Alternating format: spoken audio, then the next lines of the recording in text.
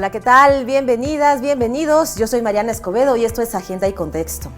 Esta mañana vamos a hablar con una senadora sui generis. Se ha distinguido por defender a las mujeres, por defender las causas sociales. Lleva 15 años en el activismo político, desde que ella ingresó a la preparatoria número 7 de la Universidad Nacional Autónoma de México. Controversial, polémica, sin embargo, pues se ha colocado y se ha posicionado velozmente entre los senadores más destacados de su bancada. Estamos hablando de Citlali Hernández. Bienvenida, ¿qué tal? Muy buenos días. Al contrario, un gusto, buen día.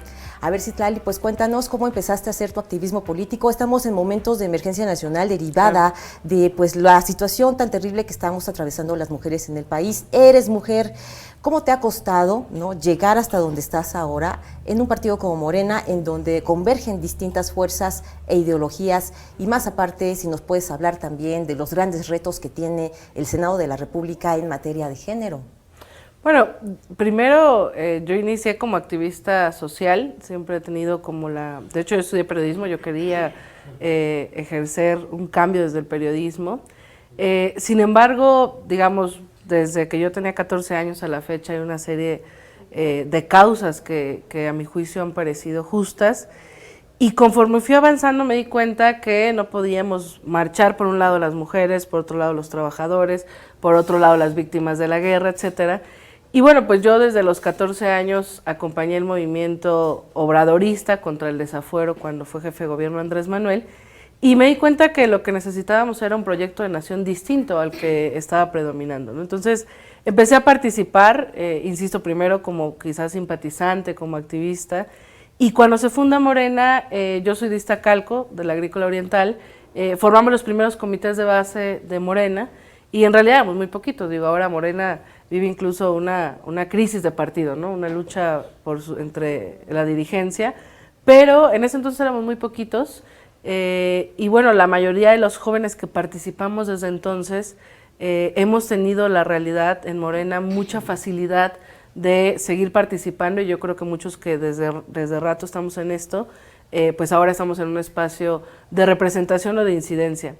Sin duda, ser mujer en la política es complejo, en Morena y yo creo que en cualquier partido, sobre todo porque pues el patriarcado existe y está en todos los partidos políticos, incluso en los de izquierda, ¿no? Entonces, cuando una mujer, y una mujer joven, habla e incide, suele valer menos la voz, ¿no? Y cuando estamos en la mesa, distintos actores, pues cierta invisibilización existe sin duda, pero bueno, creo que ninguna lucha de las mujeres es concesión, y bueno, poco a poco vamos abriendo brecha, y creo que en este momento es importante porque hay una ola feminista en el país, en América Latina, en el mundo, que está poniendo nuevamente, digamos, en tela de juicio la continuidad de un sistema machista, y creo que el reto no solo es para el Senado de la República, el reto es para los medios de comunicación, para la sociedad, para las familias, para el gobierno federal, para los gobiernos locales, para los diputados, para los senadores.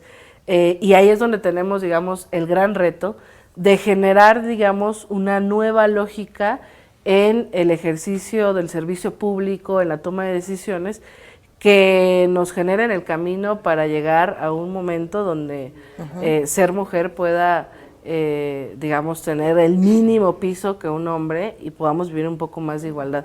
No va a ser de la noche a la mañana, sin duda, pero sí estoy convencida de que hay condiciones para hacerlo, ¿no? Y bueno, respecto a los retos que tienen ustedes como legisladoras, y también los legisladores, por supuesto, los varones tienen este enorme reto también de enfrentar la situación en la que estamos viviendo. ¿Cuáles serían para ti las iniciativas pendientes en materia de género? Bueno, está el tema del aborto. Creo que, digamos, hay un sector conservador que no lo entiende, pero, digamos, una de las principales demandas de la igualdad hacia las mujeres es poder ser soberanas, poder decidir libremente, y si tú no puedes decidir sobre tu propio cuerpo, en un país donde además el embarazo adolescente tiene números impresionantes, en un país donde mujeres deciden abortar de manera clandestina y ponen en riesgo su vida, creo que la consigna feminista de Argentina, de Chile, tiene sentido en cualquier parte del mundo, es decir, educación sexual para decidir, anticonceptivos para no abortar, y un aborto seguro para no morir.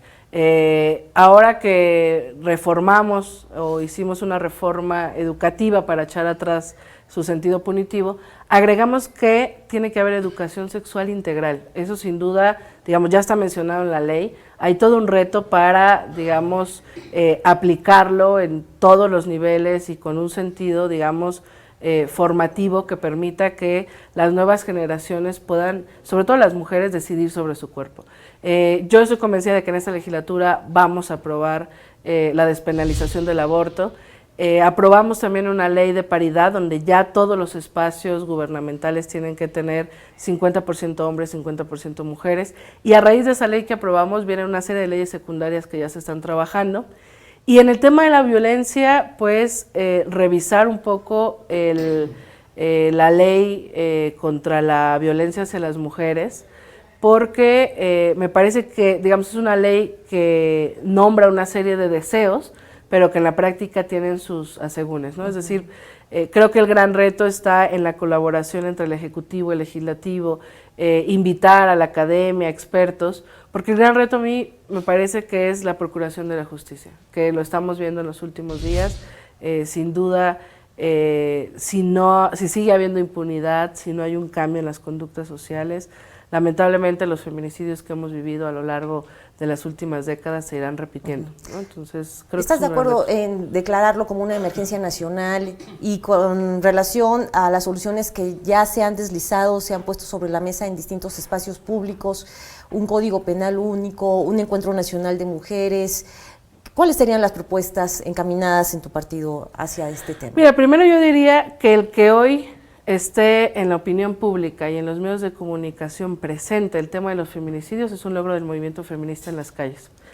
El siguiente reto es que no puede haber víctimas de primera y de segunda, es decir, hemos visto en los medios de comunicación feminicidios atroces que han acontecido en la Ciudad de México, pero lamentablemente en todo el país se viven feminicidios, es decir, toca seguir visibilizando lo que pasa en Chihuahua, lo que pasa en Oaxaca, lo que pasa en todos los estados de la República y exigir que haya justicia, como aquí en la Ciudad de México la ha habido, digamos, con todas las complejidades.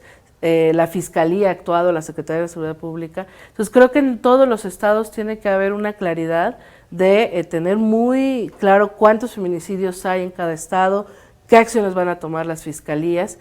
Y lo otro que me parece que es una coyuntura importante es hacer un gran llamado nacional a un encuentro feminista donde estemos legisladoras de todos los partidos, donde estemos tomadoras de decisiones, donde esté la secretaria de gobierno, la encargada del IN Mujeres, donde esté la academia, donde estén expertas, donde estén colectivas, donde estén feministas, donde estén mujeres que están incidiendo en los medios de comunicación.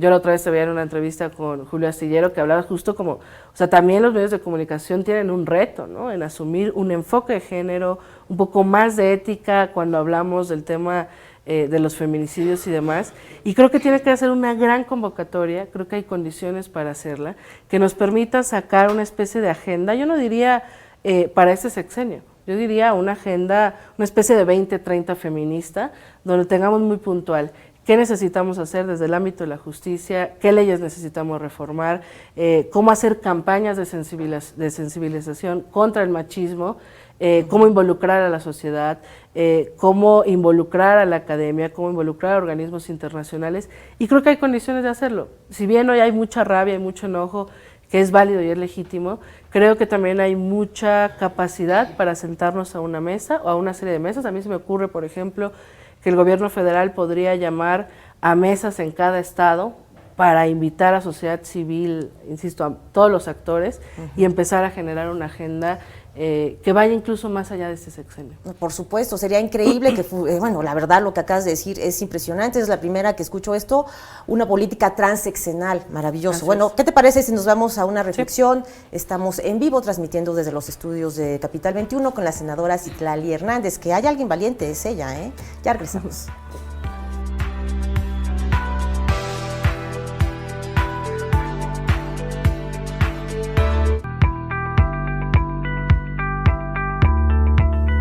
Ya estamos de vuelta. Esta mañana una invitada de lujo, Citlali Hernández, senadora de la República por el partido Morena. Si hay alguien que ha enfrentado la violencia política, ha sido ella. Justamente ha recibido cientos de ataques de personas con comentarios misóginos y machistas. Citlali. Sí, bueno, yo creo que la democracia en general en México es muy joven y la participación de las mujeres en política mucho más, ¿no? Es decir, la primera vez que tenemos paridad en el Congreso, la primera vez que tenemos una secretaria de gobierno, la primera vez que tenemos una jefa de gobierno. Entonces, bueno, el reto es, y yo lo veo así, creo que quienes hoy tenemos la oportunidad de estar en espacio de toma de decisiones, pues somos resultado de las luchas de atrás.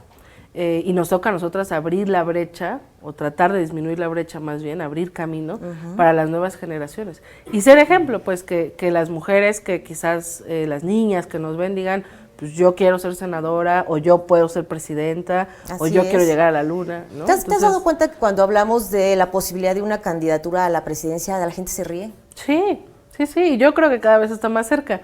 Pero justamente es que necesitamos romper esas estructuras machistas, ¿no? Incluso en nosotras mismas, porque, digamos, a veces hacer política con hombres, con más experiencia, sí llega un momento en el que quizás las mismas dinámicas machistas te hacen hacer para adelante, ¿no? Pero creo que el gran reto, y por eso yo admiro a muchas mujeres que han crecido en el buen sentido mucho en la política, porque eso implica enfrentarse desde los dirigentes hasta, digamos, lo que te decía, la invisibilización. A veces podemos estar en la mesa pares y lo que diga una mujer vale menos, o después lo repite un hombre y es claro, tienes razón, ¿no? Oye, ¿qué importancia tiene para ti en tu partido y en el resto de los partidos políticos, pues abrir camino, como tú misma lo estás estableciendo, pero con candidaturas que tengan perspectiva de género? Yo creo que eso es lo más importante. Pienso que, digamos, ha avanzado mucho la legislación. Recordaremos que estaban las famosas Juanitas, es decir, los partidos siempre han evadido el tener candidatas mujeres, y en su momento incluso para cumplir con la ley las pusieron y tenían suplentes hombres, o ya los suplentes tienen que ser mujeres. Y creo que también es importante que las compañeras que hoy están luchando en las calles, en las universidades, digamos, aspiren también a tomar los espacios de toma de decisiones para llevar la agenda feminista, para tener un enfoque de género, porque también la realidad es que no necesariamente tener muchas mujeres en el poder signifique que vayan a actuar a favor de la agenda de género, ¿no? Digo, tenemos varios ejemplos incluso en nuestro partido, pero yo creo que estamos en momentos donde ya no hay vuelta atrás. Las mujeres estamos participando, incidiendo, estamos llegando al poder y estamos tomando todos los espacios, ¿no? O sea, todos los espacios que tengan que ver con la vida pública. Y bueno, hay grandes retos. El gran reto es, yo creo que en todo el mundo, la autonomía económica, que sin duda eso implica poder generar la libertad necesaria de cualquier mujer. Pero bueno, creo que estamos en buenos momentos, y te decía, con la ley de paridad, que además le molestó a muchos hombres de distintos partidos, pues se abre también todo un campo de oportunidad para ello.